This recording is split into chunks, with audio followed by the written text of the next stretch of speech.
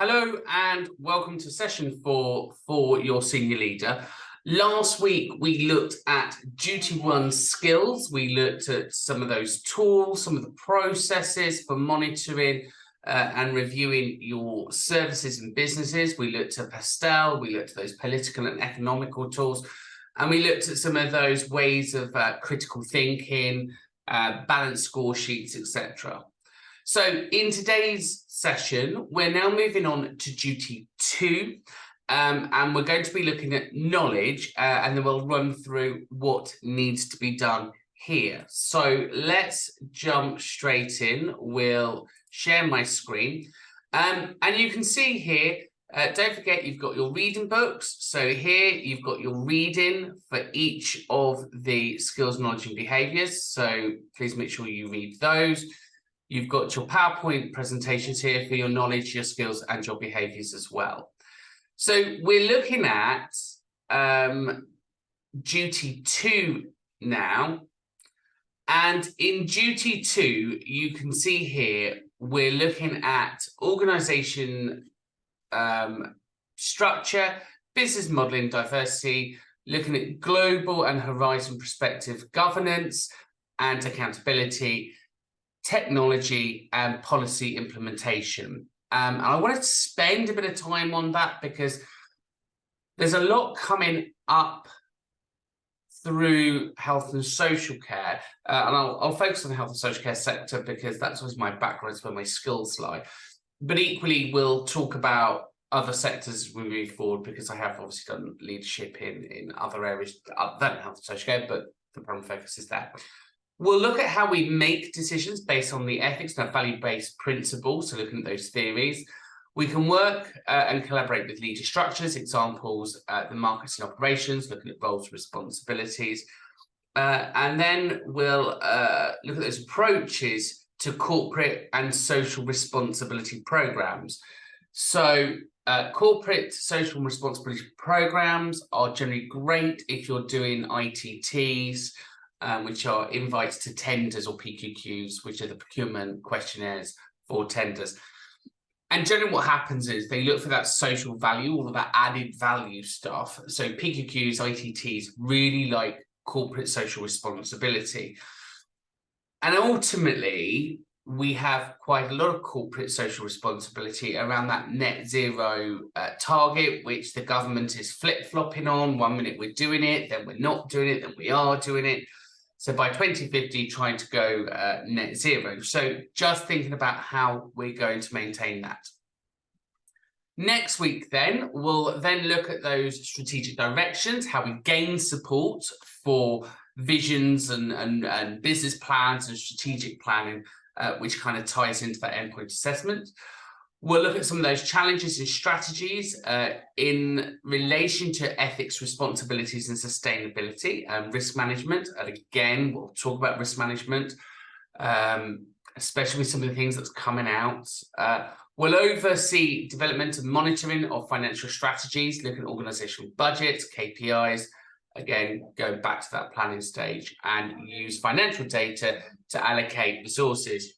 Equally, we need to make sure that we take personal accountability to align to our clear values. So in other words, we stand strong on our ethical principles. So what makes us a leader, we're going to stand true to those. Apologies if you can hear background noises. I will try my best to drown them out by speaking a little bit louder. Anyway, let's start off with, so K2 looks at leading on the development of critical review of operational policies and practice within their areas of responsibilities to ensure they align to the needs of the organisation and remain fit for purpose and sustainable. Now, in recent light of me working with some organisations, it's become transparently clear that CQC's got a new agenda, which is the single inspection framework, and they're almost going in on a forensic look in, so through a magnifying glass.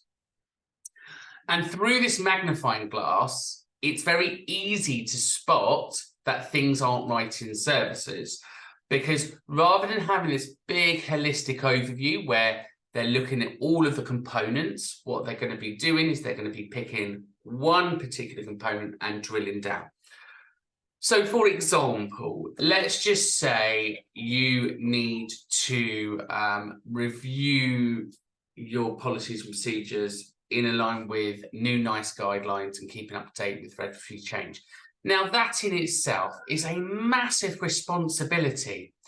And it may be that you choose to buy in services from companies such as quality compliance systems, or planning for software, or whatever it is that you're looking to do. I'm not endorsing any of them, by the way.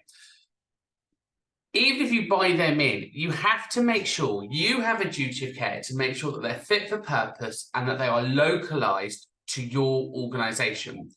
Now, what we would recommend here is that you employ, you train, you recruit, you lead, part of your business organization is governance. And your governance needs to have internal governance. So that's your quality auditing framework. So how often are you reviewing those policies? How are you keeping up to date on those policies? How do you know those policies are in line with national frameworks and guidance and safe ways of working? How do you know your policies are being implemented to the exact letter of what you have said? How do you know your policies tie into your training framework and your other matrices? So when you look at policies and procedures, we tend to think, oh, that's a lot of work. We review them, we stick a date on them, and we just hope for the best. The problem with that is, under recent CQC inspections, I have now seen what happens when policies are not reviewed properly. Well, I wouldn't even say properly. When they're not reviewed with a high level of rigor and accountability. Because ultimately, if you are the registered manager of a care service and everything falls on you, you hold full responsibility and accountability for what is written in those policies and procedures. Where at least if you had a quality improvement lead, that would be their only job, reviewing policies and procedures, making sure they're fit for purpose, rolling them out, getting the staff to sign them, aligning them to national guidelines, ensuring that they meet best practice. I mean, it is a whole job in its own right, And I get the fact that there's a cost associated to this. Now, there is a risk v benefit here. I have seen CQC going on an organisation and 100 action points later, just on one policy, that they've gone in on it. And all it boils down to is if your policy isn't robust, if you can't show scrutiny, if you can't show rigor, if you can't show internal auditing, and for your own sake and purpose, external auditing, then unfortunately the duty of care will lie with you. And what that might mean is through a CQC audit that you will get allegations such as you are not effective, you are not safe, you are not well led. And what that means is that you are in breach of the Health and Social Care Act, which then could result in enforcement actions. Now, I know what you're thinking, Steve, that sounds horrendous, you're making that up. I promise you, I'm not. And alongside this, I'm going to give you a link that I want you to watch. It's from a solicitor who's dealing with this, and she's dealing with services that are going through exactly this same process. Now, I genuinely thought that it had to be made up as well until I saw this compliance letter from CQC and an enforcement notice, and it was literally 100 points on policies and 100 points on training. And the problem is your policies and procedures outline training. So if they're not clear, if they're not concise, if they're not well led, you're going to end up in a whole heap of trouble. Now, that's not to say that you're failing in your duty of care per se, because it may be that you have policies that overarch other policies. So, for example, you may have a diabetic policy. All right, you may have a patient who's diabetic, but you don't monitor glucose. You don't do any of this. You may just have something in your first aid policy, monitor signs for hypo or hyperglycemia. You may have a falls policy on what to do if you find somebody on the floor. So you do head-to-toe survey, call for an ambulance. You might have a medication policy that overarches how to handle medication. The problem is, if this person has a diabetic emergency, what CQC are going to say is, where was your diabetic policy? Where was your policy? Where was your procedures? And it becomes a little bit harder for you to prove that you have been due diligent within your processes, because they will then say, where is your training for diabetes? Where is your training for this? Where is your training for that? Now, it's just an example. Okay, this is just an example. And therefore, you need to make sure that your policies and procedures have gone through a level of rigor. So in other words, you've written a first draft, somebody's independently reviewed it, they've quality assured it, they've checked it for you. They've said, yeah, you know what, that looks a reasonably good policy. They've done some background checks. It's aligned to the NICE guidelines. They've done some other background checks. It aligns to safe ways of working for this year. And then what you will have is a governance process for the year where you have them on an audit cycle to be reviewed, because nobody wants to review hundreds of policies all in one go. What you should probably be doing is maybe 10 a month or something. So throughout the year, you're doing all your 100 or 120 policies throughout the year, but you're reviewing them through the quality cycle. So if then something happens and there is a change in a policy or procedure, you have that timeline when it's been implemented, monitored and reviewed. Equally, the staff then have a time to read it and ensure that they follow through the procedures. Because it's not just the case that the policies and procedures need to be written, it is the case that the staff have had training and that they have understood it. Now, if you've joined the Care Network, we've given you access to lots of templates, lots of different tools. And I want to just show you this. This is a great free tool that I have found from Quality Compliance Systems. So I'm not claiming this as my own. I'm not endorsing it. I'm not doing any of that stuff. But it is a quality compliance checklist. So here you can see you've got monthly tasks, you've got areas, responsibilities here. So these are your audits, these are your quality tasks, these are your 6 monthly tasks, these are your annual tasks, these are your certificate tasks, and these are your weekly tasks. And basically what you're going to want to do is on here, create yourself just like this, all of your policies, and then create a matrix for when you're going to review them. So at least you can show compliance. Now, ultimately, I'm going to say, and I'm going to highly recommend you follow the ISO 9001 framework for quality assurance.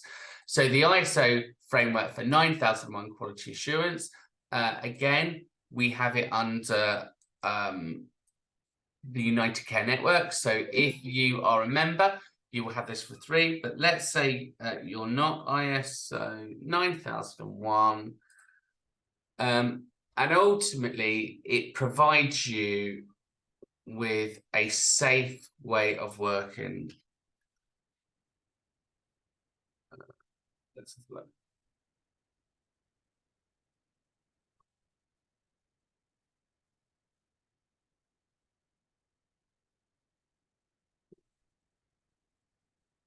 Let's just see if I can find it. Sovereign certification. There we go, ISO 9001 sovereign certification. Now, I've chosen these. Again, I'm not endorsing them. I'm not endorsing them at all. But sovereign certification offer a cost-effective solution to ISO standards. Basically, it's a third-party governance system. They give you a quality manual. You agree to follow those policy and procedures. They give you a conformance form. You sign it off. Now, we have exactly the same system. We give you the quality manual, you go through it and you check it off. But ISO 9001 is all about maintaining a quality improvement process, governance, good, strong governance.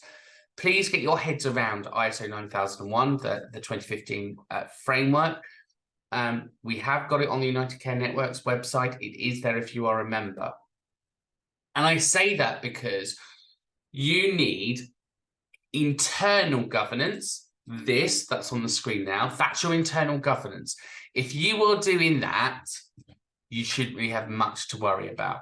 And I know a lot of your systems do it, and the computer systems follow all of this. That's fine, but make sure you are reviewing the tools that you are doing it with. And what I mean by that is, just because you are reliant on quality compliance systems does not mean that they have written it for every scenario. It is down to you to localize that. So if your audit tool doesn't look quite right, if your policy doesn't feel quite right, it is down to you to make sure they are fit for purpose. Think about how you're going to train your staff. Think about how you're going to review that. And that is from an operational point. So this isn't just let's get policies and procedures and let's hope they work and let's hope it fits. It's going to be, let's make sure that policies are well written, they are not overwordy, they are simple to follow, and they're not going to trip you up in an investigation. But your procedures off the back of those are clear to understand. So if something happens in your home, staff can go directly to a flow chart and follow a system, a tick sheet, a flow chart, 3 or 4 steps. They know the procedure to follow, because if they do not follow those procedures, you as registered managers, you as nominated individuals, you as directors of care services are the ones that will be prosecuted because you are failing to provide a safe service. It is the safety in which you will be prosecuted under. I can't stress that enough. I'm going to add the video on from the solicitor about CQC, about the single inspection framework, and about how to critically review your policies and procedures in line with your lines of responsibility. So this module has come out just at the right time. So think about your organisation structure. Now, what you do not want to be in an organisation is the registered manager and the responsible person, the nominated individual, because you've got nowhere to go. If something's wrong, you are both people. Terrible, terrible place to be in. Make sure that within your organisation, you have some systematic review process. So, for example, you have an internal quality assurance lead, you have the internal quality leader, so you have somebody that does governance, somebody that signs off of governance, and they report into you. So you have, as the responsible person, oversight of those systems. Show that in an organisation chart, break it down. Teaching and learning, have a learning and skills mentor, break it down on the organisation chart. Do not let it be you as the registered manager doing everything. Because if you are the registered manager doing everything, you are going to come unstuck in those CQC compliance audits. Thinking about your business modelling then, I have had many conversations with people who go, oh, but the company down the road, they do it like this. Well, if the company down the road jumped off a cliff, would you? Let's not be business modelling off of companies that scrape through on something. That does not set the culture for an outstanding service. We want to make sure that if you model yourself, you're modeling yourself off of an organisation which is outstanding, or an organisation that is similar to yours, which has received recognition for its services of some kind. You do not want to be modelling yourself off a service which is the same as yours on the same grading. That makes no business sense. That makes no strategic sense at all. Please make sure that when you do business modelling, you are modelling off of a business which is outstanding or a business higher than yours. Embrace diversity, absolutely. When you think about your policies and procedures, if you think about your processes, it kind of just makes sense that we embrace our equality, our diversity, our inclusion. But equally, if you look at the NHS's policies and procedures, off the back of all of their policies and procedures, it has an equality impact statement, meaning, does this policy indirectly discriminate people or directly discriminate people? And that equality impact statement is really important. Now, I know small businesses, they haven't got the manpower to produce this. I get that. But just reviewing that policy, just having a paragraph box, a standard box that says, this policy has been reviewed in line with indirect or direct quality impact statements. These are the characteristics in which we've identified it could be a problem or problematic with, and this is what we're going to do about it. Because ultimately, again, be it service user led, be it staff led, if something comes up, it will come under not well led, not safe. Because again, if we're asking people to do things that's not within their capability, there could be a problem there. Looking at global and horizon screening, so using some kind of screening tool in your annual quality assurance report, I think is really important. So when you do your self-assessment, when you do your quality improvement plan, just think about using the horizon screening tools. It's there, it will help you pick up trends, it will help you pick up technology, it'll look at advancements in your areas, and it'll give you a really good benchmark and a solid foundation for writing your quality improvement plan. We've already talked about governance and accountability, so I'm hoping that I've emphasised that as strongly as I can possibly do that. Go back to your organisation structure, think about your internal governance, so who is independent enough to do your quality assurance and audit? Because the problem is, as the registered manager, if you're doing them, are you going to have biasness? Are you really looking? Have you got the time to do this?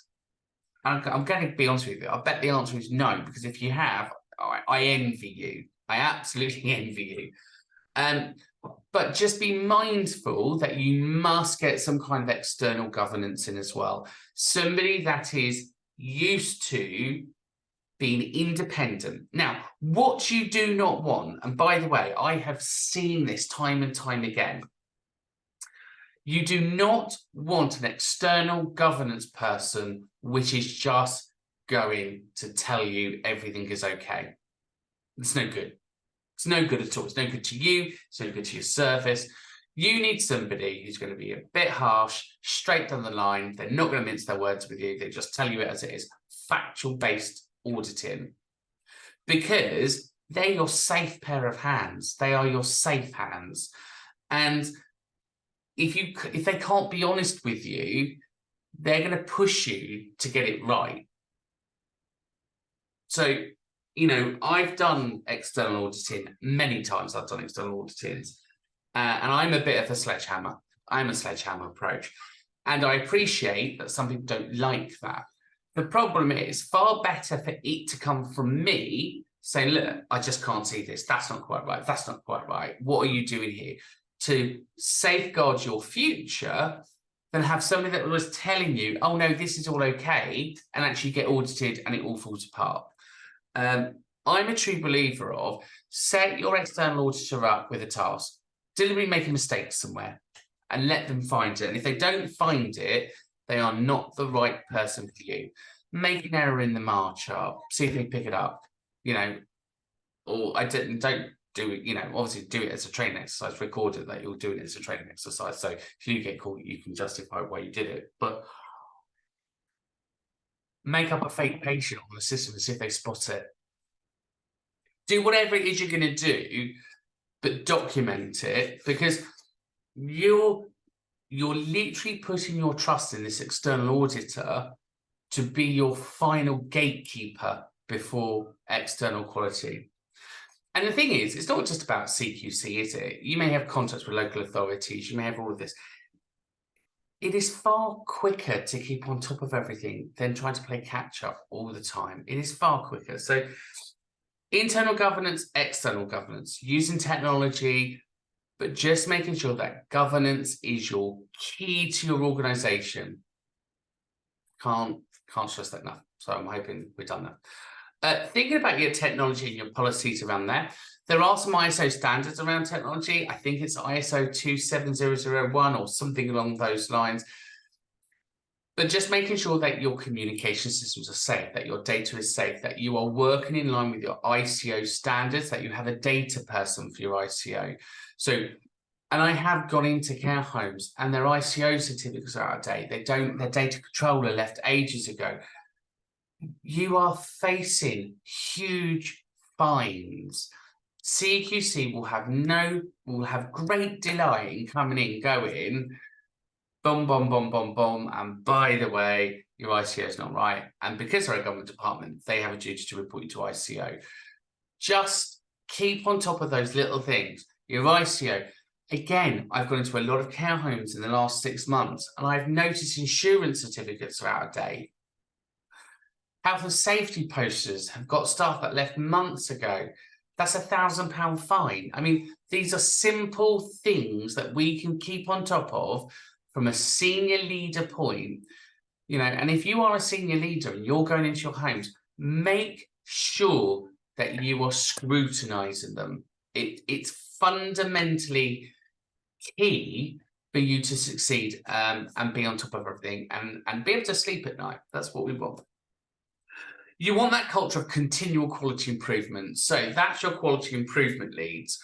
They're going to be getting data from your service users, your family members, your stakeholders.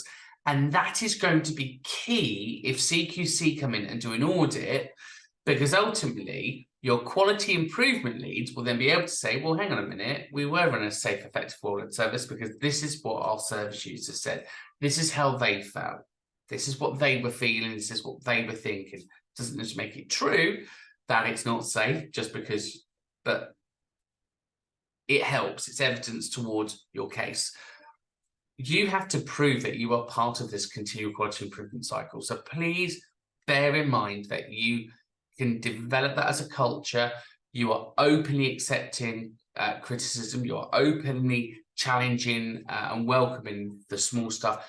You're keeping accurate logs for all of this. Show how you're going to collaborate with your stakeholders. So again, when you do your quality improvement plan, share it. When you do your audits, share it with your stakeholders that need to, on the need to know basis. Think about your sustainability. So again, your policies and procedures, looking at how you can make that more sustainable for the future. Have you got your 2050 strategy?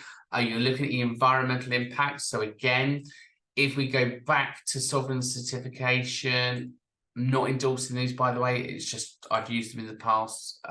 But like I said, we offer this as part of our membership for United Care Network. So here, the 14,001 is your environmental management systems. And in there, it has your policy, it has your commitment, it has all of that stuff that will align to sustainability. Number 10, looking at your risk management. So your policies and procedures around risk management, looking at how you manage risk as an organization. That could be in your PESTEL as well. That could be in your business plans, your strategic documents. Great. But again, if your organization structure is solid, if you've got a good line of compliance, if you've got strong policies and procedures and they're being understood, you've got good accountability, good auditing, good internal, good external, then hopefully your risk management will be done. Now, equally, I want to reinforce positive risk-taking and the need to make sure that people understand positive risk-taking. So there's a service that I'm working with, or several services that I'm working with, where they have people that are high risk of falls. They're falling all of the time. Please make sure that if you have somebody that is high risk to falls, you've done your falls prevention training, you've done positive risks, you've done best interest meetings, you've looked at adaptations and equipment, you've done referrals to OTs, you've done referrals to physio, you've done referrals to the falls prevention teams. You've done a medication review based on medication, especially if they're on blood thinners or any medication which makes somebody feel woozy or a bit off balance. Because if that person falls, they have a head injury, trust me when I say CQC will make a mountain out of it. And whether that's the reason for a further injury, they seem to love falls. So please make sure that your falls prevention within your homes are impeccable. You've got a falls log, you've got a falls policy, you've got falls prevention training. Everything around falls is there. So please make sure that that's there from a strategic level down. And again, as a senior leader, what is your oversight? So each week, do you get a report that says, look, in this home, we've had this happen, this happen, this happen. And then are you as a senior leader going, why? What have you done about it? Let's challenge the system. You know, you've had 3 people fall. I want to know why. What does their care plan look like? What interventions have you done? Because ultimately, you are the accountable person to CQC. So if you are a nominated individual, if you are the responsible person, please make sure that if something has been passed up to you from a registered manager, that you address it. And if you are the registered manager, make sure that you are passing that information up. So you've got clinical governance and oversight in the whole organisation. Cannot stress that enough. Cannot stress that enough. Change management. So performance management and change management. So we know that the change cycle can take anywhere between 3 and 6 months. So ultimately, if you are looking at implementing new policies, be mindful about this plan, do, review process and the time it takes for policies to come in and for them to come around. And equally, part of your compliance, your quality assurance, your auditing, that you have managed that well. Your ethical considerations alongside your policies and procedures are things around your sustainability, your recruitment policies, your anti-bribery, all of this stuff. They're your ethical considerations. Thinking about moving people into your service and when it's time to move people on. Now, this one's really important. So let's say you've got somebody in your home and you've gone, you know what, we can't meet their needs anymore. Within your policies and procedures, you should have a very clear framework of when somebody is time to remove somebody and move them on. Now, I know what you're going to say, Steve. There's nowhere to move them on to. We're going to be told to keep them. That's fine, but pass on that duty of care. Pass on that piece where you're saying, well, we've done our piece, and if you want us to keep this person in this service, then this is what we're going to need from you. We're going to need maybe more hours. We're going to need maybe more equipment. Maybe we're going to need 2-to-1 care or whatever it is. But showing your duty of care that they've met the threshold for them to move on. You've tried to move them on. You understand that that's not possible, but you have advocated. You have done all the referrals to move this person to somewhere which can meet their needs. So number 15, look at training and development. Again, part of your governance. So here's an interesting thing. You may go, but Steve, all of my mandatory training is up to date.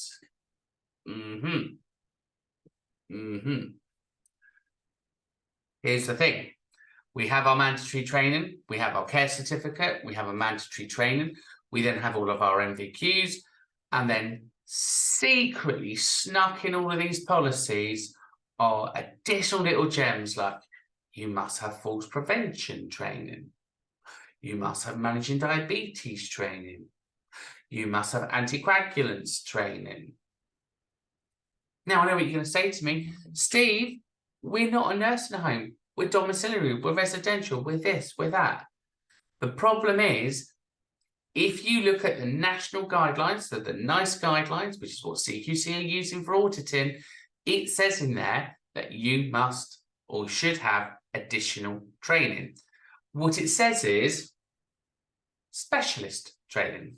Now, what that means is your mandatory training is here, your specialist training is here. Now, arguably, if it's in your policy, you should do it. And you're going to have to start looking at how you're going to equip your staff with all of this additional training, because it's not just for one person, is it? It's for all of the people that look after that person. Now, I have been in another service, so a different service, and this was local authority. They just went in on this training. So they said, you know, have you done your training? They said yes. Can we see copies of the certificates? Okay, copies of the certificates. Who was your company that did the training? Go to the name of the company. Can we see their certificates? Oh, that's a bit much. Can we see their insurance? Can we see their refresher training? Can we see their syllabus? Can we see their insurance details? So that's how forensic it's going, the duty of care. Because ultimately, if the company that you are buying in from is hiding something, or maybe they haven't been up to date and you use their training, you fail to provide a safe and well-led service because you procured that service, if that makes sense. So don't be afraid to challenge your training providers to say, look, I'm really sorry, but I'm going to need all this data. I need to see it. I need to show part of my procurement process. So if I'm buying in training, have a checklist. SIN indemnity professional insurance certificates, check. SIN the last review of the training, it was done on this date, check. SIN their governance report, check. SIN their accreditation, check. Don't just assume, because we know what that means. Collaboration stakeholders, it is what it is. Make sure that you have those minutes, make sure you're giving those feedbacks, make sure you're addressing concerns, and make sure that everyone in that cycle has updated those policies and procedures. Documentation and communication. So remember the theories around Shannon and Weaver, sender and receiver. Just because you've got a well-written document does not mean the receiver is going to receive it in the way that the writer has intended it. So think about how you're going to get these policies and procedures out there. Now, here's a tip. There is many online softwares now that you can put a policy through, highlight it, produce an MP4 reader. You can stick it in an MP4 file and get the staff to play it. So it hasn't all got to be read this, read this, read this. Because, and I have been through a tribunal with a member of staff who had signed all the policies. The judge turned around and said, did you know this person was dyslexic? The manager went, yes. He said, did you leave them with the policies to read? The manager went, yes.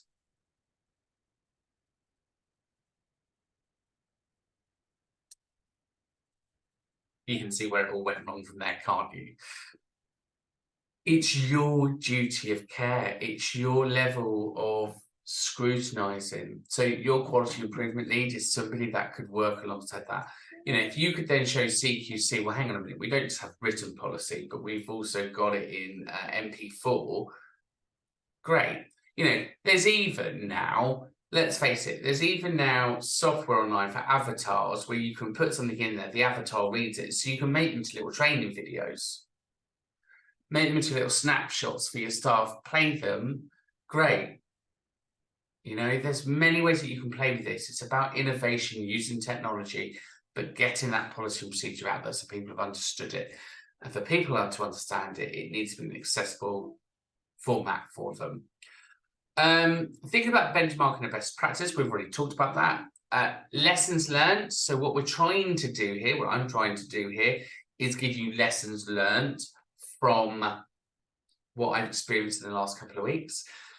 Think about your financial management. So obviously, you know, all of this costs money. I get that, but there are cost-effective methods. There are a way of doing things where you can save money. You know, I never think, I'm a true believer you don't have to spend lots of money for something to be good. Innovation comes in many shapes and sizes. It just takes a bit of thinking and collaborating to come up with clear goals. Think about your continuous feedback, and then obviously think about your critical review process. So there's a fair amount there about leading the development and reviewing those policies and procedures there. Think also about how you focus on developing and reviewing policy and procedures. So that process in which a policy and procedure should go through. So you should have a policy and a procedure for the policy and procedure, if that makes sense. On your policy procedure, you should have a review date, your quality assurance box, when it's reviewed, signed off, etc. And thinking about all of that. Now, there are assessment tools out there. So there's some great assessment tools out there. There's a policy gap analysis tool which you can use, and there's a policy compliance audit tools in which you can use. So you can Google these, download them. There's some great online ones where you can key it in, you upload the file, you set the date and who's reviewed it. But you can do it just as a simple checklist, as I showed you on there. You could just have that as your monthly task. Use this as your governance planner for 2024, and then have another one for your policies and procedures.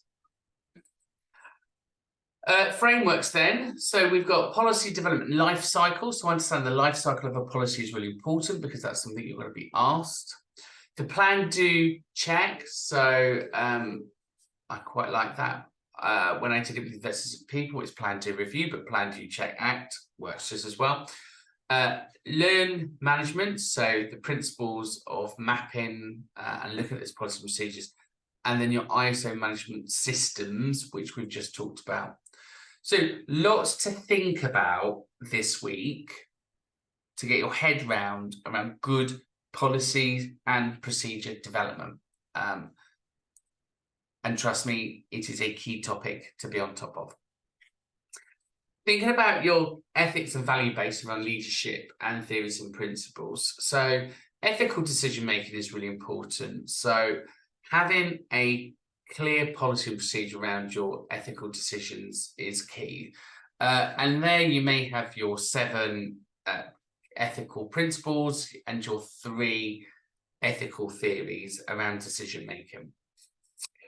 Your value-based leadership is all about embracing leadership styles. So thinking about how you monitor fairness, how you respect individuals, how you take into account integrity.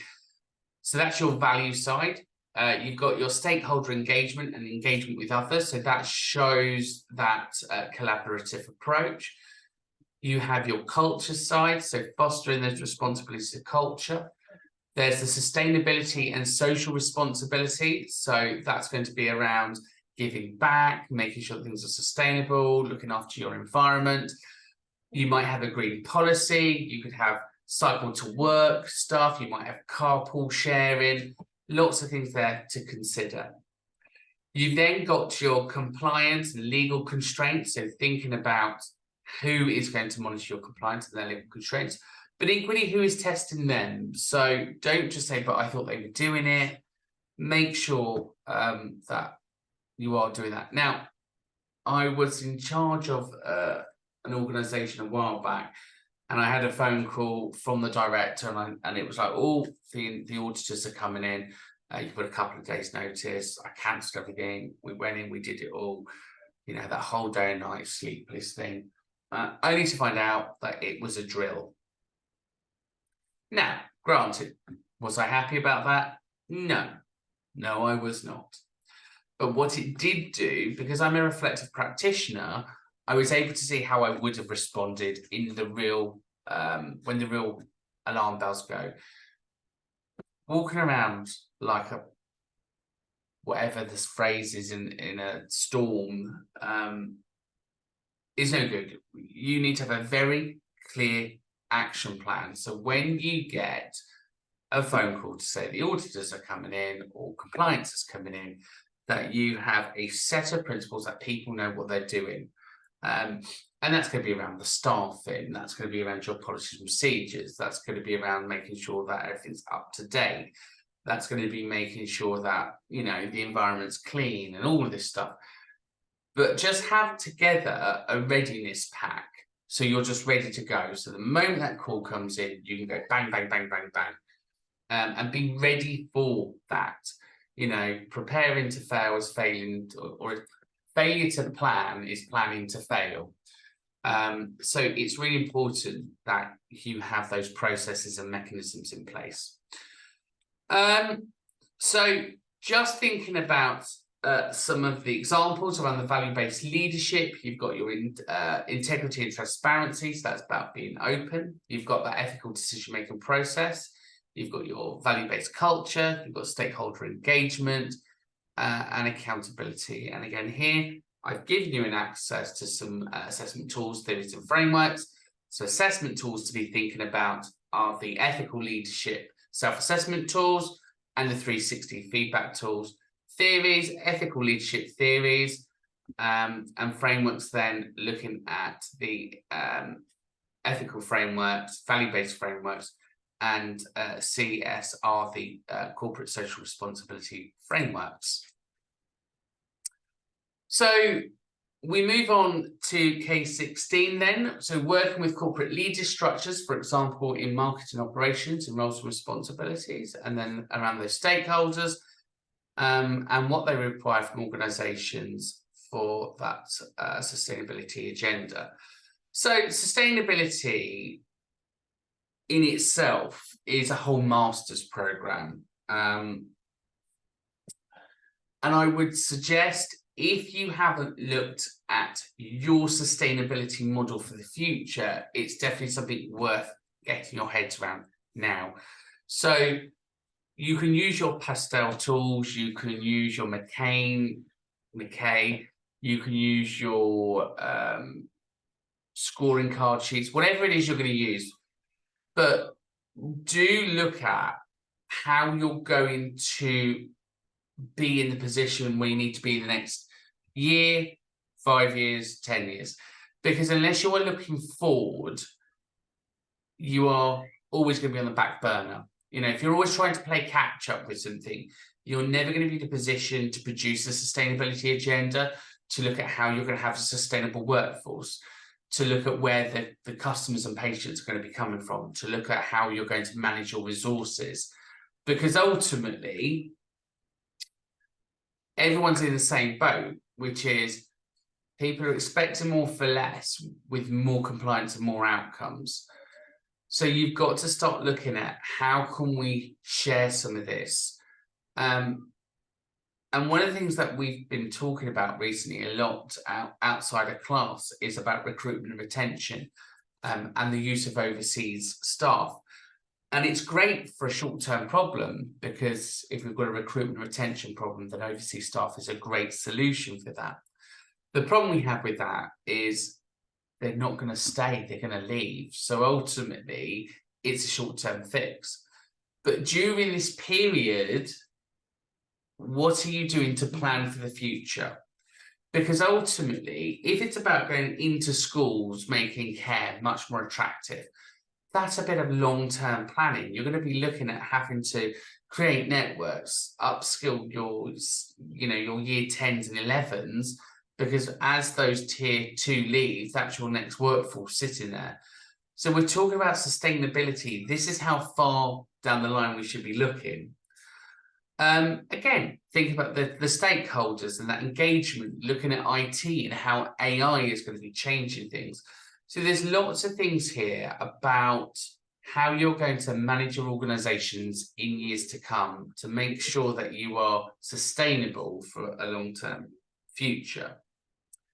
When we look at sustainability and structures of sustainability, we are looking at things about understanding market dynamics. So in care homes, we know that residential homes are doing more than they ever have done, and they are handling more nursing care than they ever have done.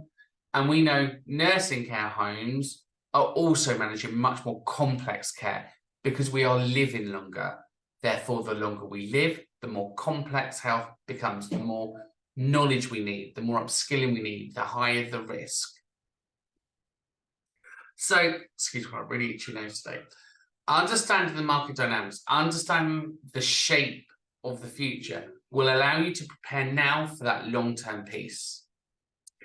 Looking at those roles and responsibilities, looking at reshaping, looking at people's roles within an organization, trying to look at that strategy is going to be key for long-term success. Identifying stakeholders and their requirements, so again around roles and responsibilities, and this one's really important because there's another organization who there are some directors, and people just don't really know what they do. So they're there, but if people don't understand what they do, that's going to fall flat in an audit. So it's really important we understand people's roles and responsibilities, because what then happens is you'll have people taking on more responsibility than they should, or they're taking on responsibility in the wrong area because the boundaries aren't clear. So setting clear boundaries is key to successful leadership. Looking at that agenda, so setting your agenda, looking at your long-term plan is going to be important. Collaboration, reporting, communicating, and that continual quality improvement is a given, as we've already said. Assessment tools there to look at are your stakeholder analysis, your market analysis, your theories of stakeholder theories and market-based theories, and then your frameworks. We're looking at sustainability reporting frameworks, stakeholder engagement frameworks, and sustainability and governance frameworks and corporate responsibility as well. K19 looks at the approaches of corporate social responsibility programs. So basically, a corporate social responsibility program is, what are you going to do as an organization to ensure that you are working in a socially responsible way? And that might be things such as working with the local community, local recruitment, buying from local suppliers, encouraging your staff to cycle to work, allowing staff to have progression routes into higher and further education. It could be about networking. It could be about faster processes. It could be this green target. It could be a combination of lots of stuff. But what is it you're going to do to show that corporate responsibility? And part of that then is identifying your stakeholders, looking at what could be done, looking at those assessments, setting clear goals and objectives, engaging with the employees, finding things that foster that culture and trust within staff, looking at your policy and procedures, so aligning those policies and procedures, could be investors in people, anything like that, lots of things. You've got a monitor report, and again, you've got your continual quality improvement cycles. Around corporate responsibility programs, it's definitely stakeholder engagement, because you need buy-in from everybody. You need to look at those assessments that you'll need to do to govern that and help prioritize areas. So what tools are you going to use?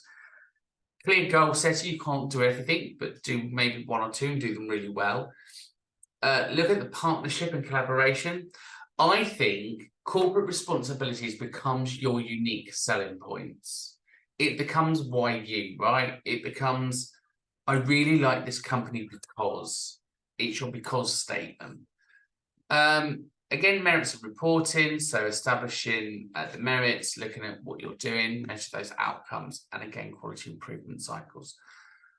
Finally, then on here, you've still got your assessment tools, you've got your theories, and then your framework. So again, looking at your frameworks, there's ISOs there for corporate responsibility. So that's 2600. Again, different goals. And the UN Sustainability Goals, it's a nice poster. They've got goals like everyone having fresh water and food and stuff like that. I don't expect you to go towards that level of depth. But what I like is the image behind this corporate responsibility program. So again, if you looked at that poster, you might as an organization come up with something similar there as well. So just to summarize duty 2, you've got your reading list here, you've got your list of websites for that extension, and there's your list of your online tools to help you with your policies, procedures, and becoming more sustainable. Now, for this, you've got an exam, you've got, is it 10 questions? You need 70% to pass, and again, all you're going to do here is, if we go to student view, up here there's a button, there you go, take the quiz. You just take that quiz, you hit that and then start next. So feels like we've gone through a lot, feels like I've been a bit lectury today. I want to feel like one of those parents that's trying to pass on pearls of wisdom to keep you all out of trouble. I'm going to forward you the recording as well from the solicitor, so you can see what she says about CQC and the way that they're auditing. And if you're not in a care setting, you're not CQC registered, it's worth watching because I don't think it's unique. I think every organisation has an inspector agency. So if you're in hospitality, you're going to have environmental health, fire safety, food safety.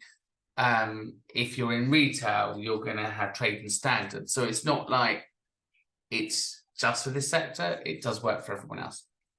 So I wish you all the best of luck. I will see you next week. Thanks for watching, and I hope that's been of some help. Take care. Bye for now.